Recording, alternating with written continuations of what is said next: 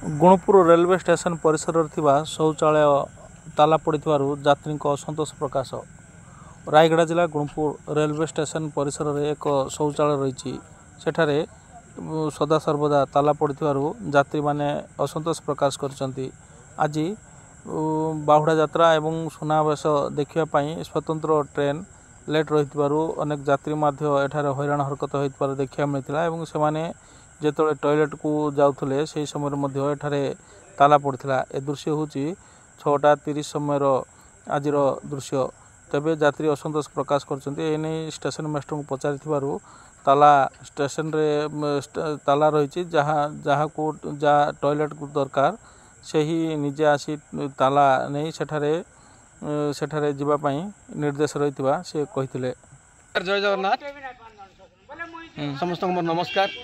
आज आम पूरी जावाई सुनावेश देखापी यात्री मान सहित जावाई बाहर थिलु किंतु ट्रेन आसवार 6टा अधे थिला किंतु सूचना पाइलु जे आम 9टा किंतु एठी देखिलु एठी शौचालय बड़ परिस्थिति अभाव जहाँकि यात्री अंतसंत होबार लगी शौचालय बंद अच्छी जहाँ भर चाबी पड़ी एटी कार्यकारी होना ना कि बुझा पड़नी आउ झील पिला बाहर शौचबार जहाँकि कि गोटे दुर्गंधमय परिवेश सृष्टि होबार लगी। मोर आशा आउ भरोसा जे आगामी दिन में आपको स्वच्छ भाव परिष्कार करी आउ शौचालय खोलियार व्यवस्था करते रेल कर्तृपक्ष ठारे आम उपकृत होता।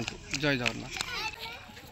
मो ना बालकृष्ण पंडा पूरी सुनावेश देखापी बाहरी आसिलु ट्रेन जीव बोली 6टा अधे स्पेशल ट्रेन बोलते सीटा बंद अच्छी 9टा अधे आसो बोली कहते आठे टॉयलेटर सुविधा ना अच्छी जोटा चाबी पड़ी लोक हैरान होती झाड़ा एक जावाई असुविधा भोगुंट बोली कले भल सुविधा लोकंर सुविधा हम समस्त सुविधा मिल।